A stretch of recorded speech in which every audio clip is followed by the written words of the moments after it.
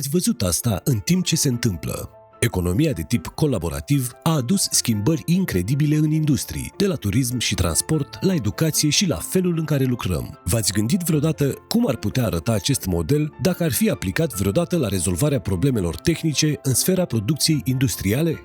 Gândiți-vă la asta, lumea abundă de experți și specialiști în fiecare competență imaginabilă. Laboratoare, universități și instituții de cercetare cu fiecare echipament la care ați putea dori să aveți acces.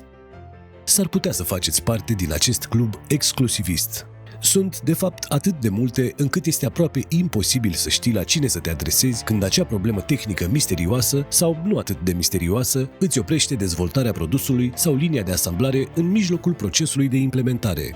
Nu ar fi grozav dacă ar exista o comunitate interconectată care să îți ofere acces la întreaga gamă de experți și echipamentele acestora, care au fost concepute special pentru a împărtăși inteligența industrială pentru a ajuta la rezolvarea problemelor de calitate a producției fără a compromite integritatea afacerii tale? Acum există. Se numește CURE. CURE a crescut din ani de experiență în efectuarea de inspecții de calitate a sistemelor de producție și în auditarea, analizarea și consultanța cu privire la unele dintre cele mai dificile probleme tehnice existente.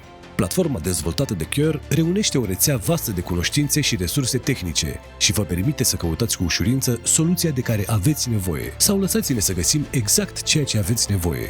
În orice caz, vă veți bucura de liniște știind că fiecare furnizor din cadrul rețelei CURE este calificat și garantează performanța calității, financiară și a serviciilor pe care fiecare client le așteaptă.